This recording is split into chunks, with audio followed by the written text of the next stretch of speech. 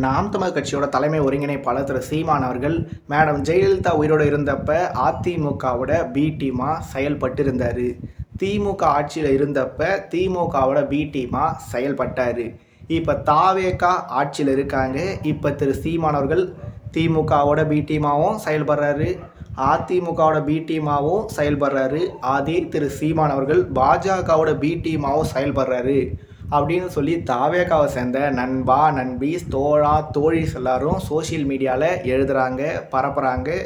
Real லைஃப்லேயுமே கூட பல பேர்கிட்ட இந்த நரேட்டிவை செட் பண்ண ட்ரை பண்ணிகிட்ருக்காங்க. திரு சீமான் அவர்கள் அதிமுகவோட பி டீமாக செயல்பட்டாரா இல்லையா? திரு சீமான் அவர்கள் திமுகவோட பி டீமாக செயல்பட்டாரா இல்லையா? திரு சீமான் அவர்கள் இப்போ திமுக, அதிமுக கூடவே பாஜகவோட பி டீமாக செயல்படுறாரா இல்லையா அப்படின்றத திரு சீமான் அவரோட கடந்த கால செயல்பாட்டை பார்த்தால் நம்மளுக்கு தெளிவாக தெரிஞ்சிடும். ஏன்னா வீரப்பா கொள்ளக்காரனா ஜெயலலிதாவுக்கும் கருணாநிதிக்கும் என்ன பேருன்னு சொல்லி கேட்டவர் யார்? திரு சீமான் அவர்கள். மெரினாவில் இருக்கிறது திராவிட சுடுகாடுன்னு சொன்னவர் யார்? திரு சீமான் அவர்கள். மத்தியில் ஆளுங்கட்சியாக இருக்க பாரதிய ஜனதா கட்சி கொண்டு வந்த திட்டங்களான டிமானிட்டைசேஷன், ஜிஎஸ்டி, ஒரே நாடு ஒரே தேர்தல், நீட், டீலிமிட்டேஷன், எஸ்ஐஆர், அவ்வளோ ஏன் இந்தியாவுக்கும் பாகிஸ்தானுக்கும் போன வருஷம் போர் வந்திருந்தப்போ கூட திரு சீமான் அவர்கள் பாஜக கொண்டு வந்த திட்டங்களுக்கு, பாஜக செயல்பட்ட விதத்துக்கு அகைன்ஸ்டாக பேசியிருந்தார். அப்படி இருக்கும்போது திரு சீமான் அவர்கள் பாஜகவோட பிடி மாமா, திரு சீமான் அவர்கள் திமுகவோட பிடி மாமா, திரு சீமான் அவர்கள் அதிமுகவோட பிடி மாமா. ஒரு ஆள் ஒரு டீமில் இருக்கிறதே பெரிய விஷயம், ஒரு ஆள் ஒரு டீமோட பி டீமாக இருக்கிறதே பெரிய விஷயத்துக்கெல்லாம் பெரிய விஷயம்.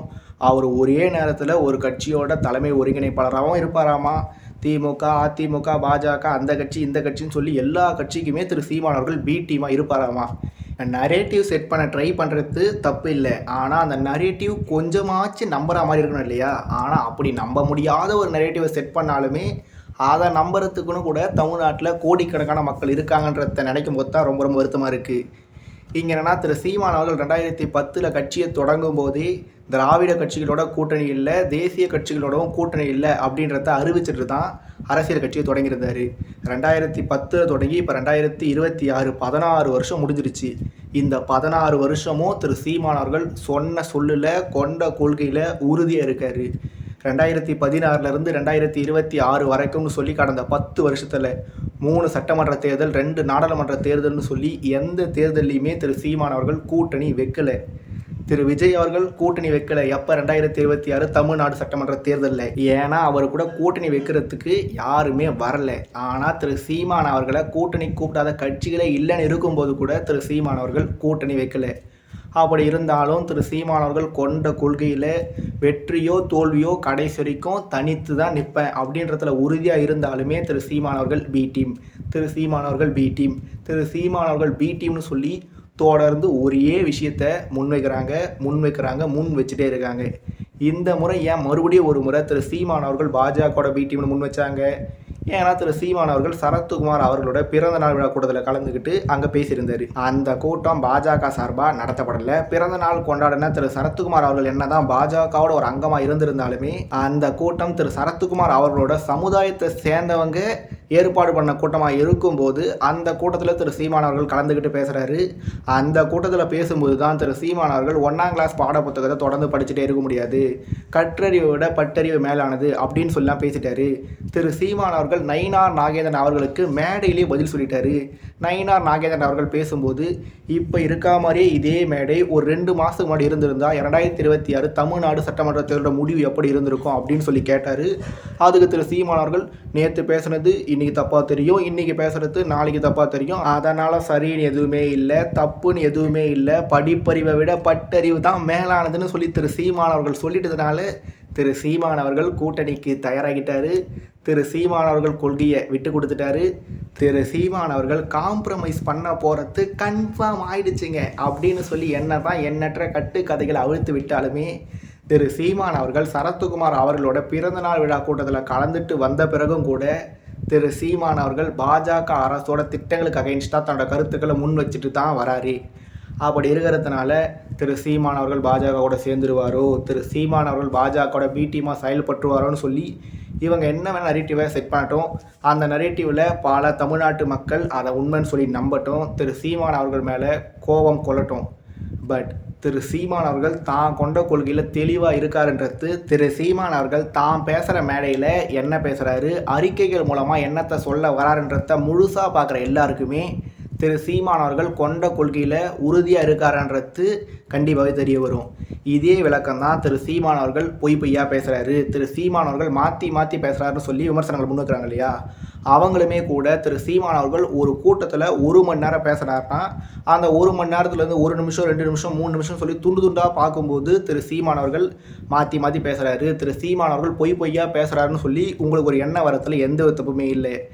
ஏன்னா நான் என்னோடய வீடியோஸை ஷார்ட்ஸாக கட் பண்ணி போட்டாலுமே கூட நான் முன்னுக்கு பின் முரணாக பேசுகிற மாதிரி தான் இருக்குமே. ஆனால் முழு வீடியோவை முழு காணொலியை முழுசாக பார்த்தா மட்டும்தான் அவங்க என்ன சொல்ல வராங்க அப்படின்றத அவங்களால புரிஞ்சிக்க முடியும்.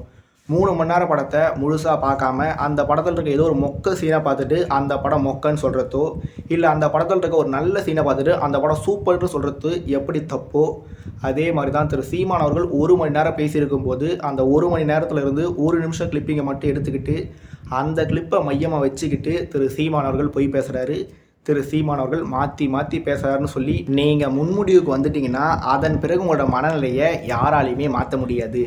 அதனால் நீங்கள் திரு சீமான் அவர்களை உங்களுக்கு பிடிக்கல, திரு சீமான் அவரோட கொள்கை உங்களுக்கு பிடிக்கல, திரு சீமான் அவரோட கோட்பாடு உங்களுக்கு பிடிக்கலன்னு சொல்லி முடிவு பண்ணிட்டீங்கன்னா ஒரு தடவை அட்லீஸ்ட் ஒரே ஒரு தடவையாவது திரு சீமான் அவர்கள் கடைசியாக அந்த 2026 தமிழ்நாடு சட்டமன்ற தேர்தல் முடிஞ்ச பிறகு ரொம்பவே குறைவான மேடைகளில் மட்டும் தான் பேசியிருக்காரு. அப்படி அவர் பேசின ஏதாவது ஒரு மேடை பேச்சை முழுசாக ஸ்டார்ட் டு எண்ட் முழுசாக பார்த்துட்டு திரு சீமான் அவர்கள் சொல்ல வர கருத்து உங்களுக்கு பிடிக்கல, திரு சீமான் அவர் பேசுகிற விதம் எனக்கு பிடிக்கல, திரு சீமான் அவரோட ஸ்லாங்கே எனக்கு பிடிக்கலன்னு சொல்லி ஏதோ ஒரு காரணத்தை சொல்லிவிட்டு நீங்கள் திரு சீமான் அவரை விமர்சிக்க ஸ்டார்ட் பண்ணுங்கள். ஆனால் திரு சீமான் அவர்கள் என்ன பேசுகிறாரு அப்படின்றத முழுசாக பார்க்காம நீங்கள் வெறுமனே திரு சீமான் அவர்களை விமர்சிச்சிங்கன்னா உண்மையிலேயே அது ஒரு சரியான முறையான்றதை நீங்களே முடிவு பண்ணிக்கங்க. இதை சொன்னால் ஒரு சில என்ன சொல்லுவாங்கன்னா, சரி பாஸ் இது எல்லாமே கரெக்டு தான், ஆனால் திரு சீமான் அவர்கள் கூடவே கட்சியில் இருந்த பல பேரையே திரு சீமான் அவர்கள் கட்சியை விட்டு நீக்கிறாரு, இப்போ கூட சமீபத்தில் தென்னகம் விஷ்ணு அவர்களை திரு சீமான் அவர்கள் கட்சியை விட்டு நீக்கியிருக்காரு, இதெல்லாம் என்ன மாதிரியான ஒரு செயல்பாடு அப்படின்னு கூட ஒரு சில கேட்கலாம். அரசியல் கட்சிகளில் சில பேரை சேர்க்கறதும் சில பேரை நீக்கிறதும் சாதாரண விஷயந்தான். ஏன்னா ஒரு கட்சியில் ஒரு நாளைக்கு 100 பேர் வந்து சேருவாங்க, 1000 பேர் வெளியே போவாங்க, 1000 பேர் உள்ளே சேருவாங்க, 100 பேர் வெளியே போவாங்கன்றது டே டு டே ஆக்டிவிட்டி தான்.